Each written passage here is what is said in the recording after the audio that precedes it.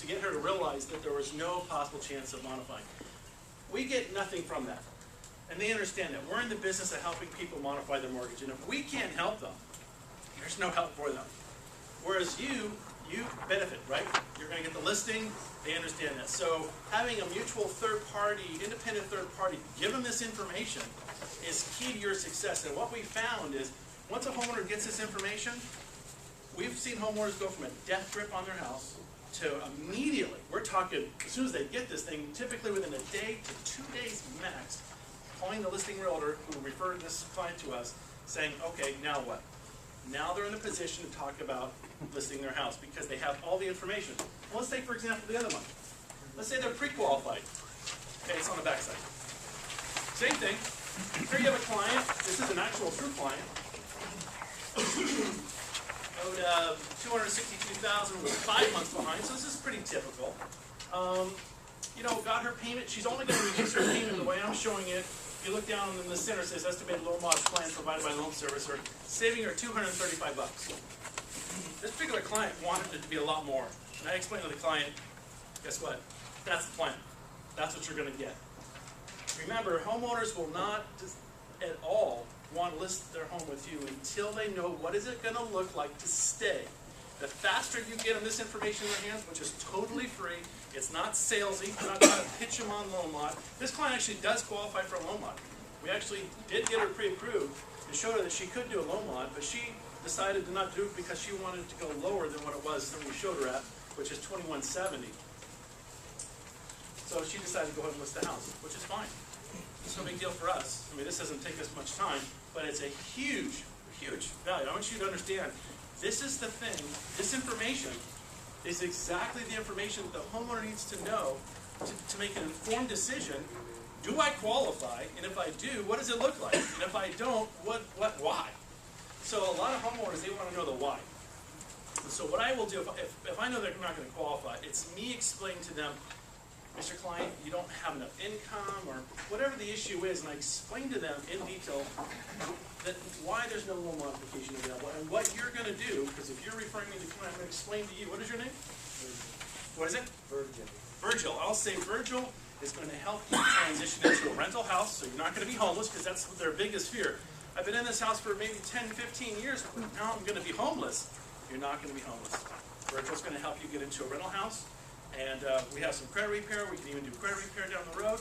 And Virgil may even be able to help you get into a new home in around 12 to 18 months, maybe a little bit longer. And they're like, oh, that's better than being homeless, right? And now they're kind of comfortable with the transition. So it's important you need to understand the value of this is huge. And what we've seen is it's just amazing that how homeowners will go from just this visceral reaction to never ever wanting to talk to a realtor, never wanting to ever list their house, to going, oh, that's as good as it's going to get. This sucks. I don't want that. What do I do now? That fast. It's amazing. And again, this is the information that the homeowner's been looking for months, especially if they're really, really far behind. They're not getting straight information. They're certainly not getting this information from their loan servicer. So this is key to your success. It is completely free. So that is a really, really great tool for you. Just so if you understand, well, what's in it for us? Because, right, we do this for free, and everyone's like at this point going, well, okay, you do all this for free. How do we get money? We work on that about 20 to 25% of the homeowners that do qualify. They're going to qualify anyway. But when we get them in, they're going to be so ecstatic that we make sure they refer you listings and new buyers. Go ahead. I have a question. To do this analysis, do you almost have to get a full modification package from the client? No. The process works this way. That's a good question. You refer me a client who's adamant about saving their home from foreclosure and they want to qualify for a loan modification. And what was your name? Stacy. What's it? Stacy. Stacy. So the first question when the client calls, they say, well, I'm supposed to be calling you to see about doing a loan mod or getting free information. Okay, well, and I teach you how to market this, so I don't have time to go over this in detail. But I will, on my video that I have, I can email to you guys that goes over much more detail. So I say, okay, because that's the first question I ask the client. How did you hear about us? And I write, Stacy, right on the top left, and I have your contact info. I say, okay, what's going on? I find out what's going on their side of the story. You know, how many months are they behind? What was their hardship? Have they applied for a loan mod? If they did, what's going on with that loan mod? I also get their income. The income is the most critical thing. So once I know what their income is and I kind of see where they think their mortgage is, I can make an easy assessment. If their mortgage is $500,000 and they're only making $3,000 a month, I can tell you it's not going to work. But I'm not going to tell them, gosh, you know, it sucks to be you. There's no way you're going to qualify for loan mod. I explain to them in detail, because I understand they're struggling, they're stressed out, they're freaked out. They want some answers and they want the truth and they don't want to be sold. So I explain to them, okay, well, here's why the loan servicer is doing what they're doing, which I explained just earlier. Moving forward, here's why the loan mod's not going to work for you. And I explained, like, for example, you notice on the pre-qualified version, it says the maximum allowable house payment is 31% of your gross income. That's the number. And when I tell most homeowners that don't make enough income, I explain to them, I say, look, with your income, 31% means that the lender's not only going to have to reduce the principal down substantially, which maybe it's a lender that's not doing principal reduction, or they'd have to reduce the interest rate below the floor interest rate, which is 2%. I said, this is why it's not going to work.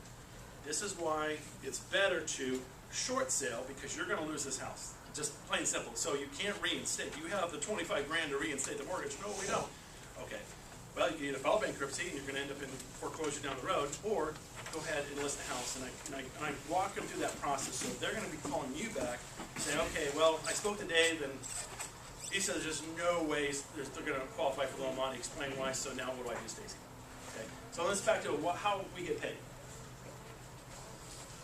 So we work on that 20 to 25% of people who actually can modify the mortgage. It runs around 20% that actually accept it. So even this lady who got only $245 reduction, she actually didn't want to do it, which is fine. So we work on that 20% or so that say, yes, I do want to modify the mortgage, and they can retain us at that point. It's totally optional. There's no pressure. When I'm talking to them on the phone, there's never a sales conversation with them. It's just me giving them information. What I found with struggling homeowners is once you give them all the information about what it looks like to stay in their home, they'll make the decision on their own. I don't need to sell them into something. They're either going to say, I like this house, I like that payment, or I like this house, but there's no way I'm going to keep this house without payment. What do I do now? I mean, you could have been talking to them for the last 4 or 5 months about short sale. They forgot everything. And now I'm saying, well, call Stacy, because Stacy's the guy who's going to help you. He's going to get you the transition into a rental.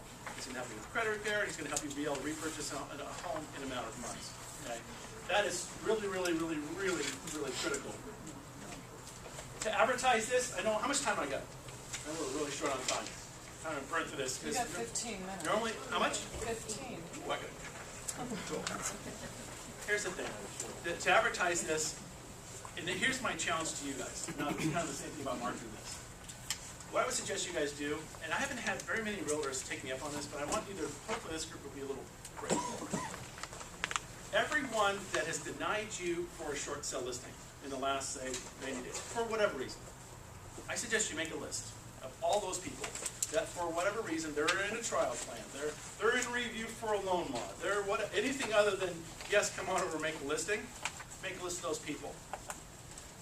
If you send me that list, I will personally call everyone on that list for you, and I will get around 60 to 70% of those people back to you in the listing, free. That's how confident I am that this works for you. It works for us too, because we get that 20% they're going to modify. But take me up on that. You have nothing to lose. They already said no. So now's an opportunity to say, you know what? I now have an opportunity with a law firm that provides free legal help that actually can get you pre-qualified for a loan modification in 2 business days. They'll actually give you more information about your mortgage than you've ever known before. Would that be something that you're interested in? When it's presented that way, I've never had a struggling homeowner deny the realtor that, because that's what they're looking for. That's what they want to know. What is going on with my mortgage? Why is my loan servicer doing what they're doing? And you know, I have an NOD, now I'm getting a trustee sale notice, help me. This is the information that helps them get that over the hump and make that decision. So, again, make a list, send it to me, and they're either going to get one of these, pre-qualified, and you're going to get it too, by the way. Once I talk to the client, you get this, they get this. I am done. That way, when you get it, Stacy, you can call your client back and say, okay, Mr. Client, I see you got a loan decline, or let's say, for example, let's say it's a pre-approval. So the law office pre-preview, it's only saving you $235.42. You know, your house, you owe $262, you're not gonna get principal reduction. It's worth $240, let's say hypothetically. Is that worth keeping? What would you like to do? Isn't that a much easier conversation? It's not salesy, there's no pressure. It's like, and they're thinking, I don't know, you know, for only $235 a month savings, you're gonna find to your surprise, well, if you have things like, hey, come on, list. They're gonna go, yeah, I think we're gonna go to list. I think this is the best thing for us. Great. So right here. It's so easy. The transition from getting a homeowner who has got this death grip on their house to then saying, hey, that's a pretty good idea because I don't want that plan. Because that payment is what it's going to come in at. We are extremely accurate on what their mortgage payment's going to be. Does that make sense? Any questions on that so far? Anyone?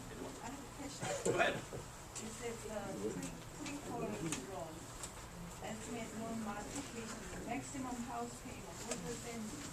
When monthly house payment is $1245? What she's asking on the pre-qualified version, it says the maximum house payment, which it says maximum house payment is $2170, which cannot exceed 31% of your monthly gross income.